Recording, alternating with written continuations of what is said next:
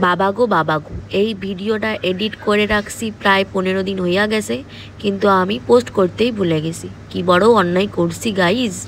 সকালবেলা ঘুম থেকে উইঠা একদম বেরোয় পড়ছি সাজুগুজু করে 15ই আগস্টের দিন। আর এই দেখো আমাগো বনগায় কিন্তু আজ যাই হোক কিছু অনুষ্ঠান হইলে তুমি মানুষ কিছু দেখতে পাবা রাস্তায়, তো তাই সেটাই আমি ভিডিও করতেছিলাম। আর আমাগোর সাথে এই যে দুই ভাইও রয়েছে। আমরা ঘুরতে বেরোয় গেছি সকাল সকাল, এখন যাব বর্ডারের দিকে। দেখো আকাশটা কি সুন্দর লাগতেছে তাই না? আর এই রাস্তাটা তো আমাগো প্রিয় যশোর রুট। যাই হোক আমরা কথা বলতে বলতে একদম বর্ডারে পৌঁছাই গেছি। এই 15ই আগস্ট আইবো আর আমরা বর্ডারে আইবো না, এটা হতেই পারে না। যাই হোক বর্ডারটা একটু ঘুরা মুইরা নিলাম, দেখলাম সব ক্লোজ হয়ে গেছে। আর এর আগে তো আমার এই বর্ডারে ঘোরাই হয়ে গেছে, তার এসে কি করব। যাই হোক 15ই আগস্ট বলে কথা, আসতে তো হবেই, তার জন্য আইছিলাম। আর এদিকে আমার ভিডিওটা কেন এত দেরি করে পোস্ট হইলো জানো? কারণ আমি বিগত 3-4 দিন ধইরা একভাবে অসুস্থ ছিলাম, এজন্য ভিডিও পোস্ট করুম কেমনে বলো।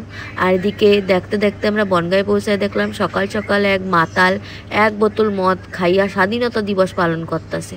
তারেও দেখে আমি একটু মনোরঞ্জন হইলাম। আর এদিকে এই পিচ্চি বাচ্চার সাথে আমার দেখা, যে কিনা বড় হইতাছে আর বধ হইতা যাইতাছে। যাই হোক কথা কইতে কইতে অনেকটাই বেলা হইল। আর এদিকে আমার বর গজগজ করতেছে বাড়ি যাইবে বলে, আর আমার তো যাওয়ার একদমই মন নাই।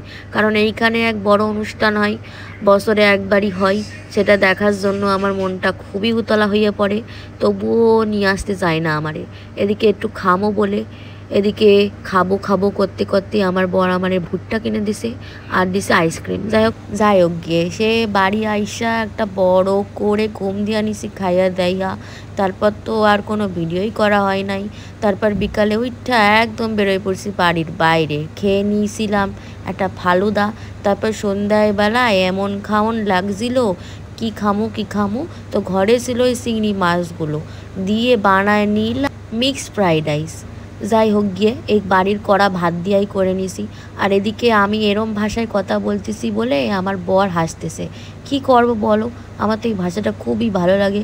যাই হোক আমি এদিকে মিক্সড ফ্রাইড রাইস করছি, আর আমার শাশুড়ি আম্মা ওইদিকে বলছে কখন হবে, খাবো 11টা 22 গেল। যাই হোক ওনার খাবারটা আমার রেডি করে দিতে হবে। আর উনি তো খেয়ে খুবই ভালো কইছে, পরে একদিন বানায় খাওয়া মানে ঠিক আছে, আমি আশ্বাস দিলাম আবার তারে।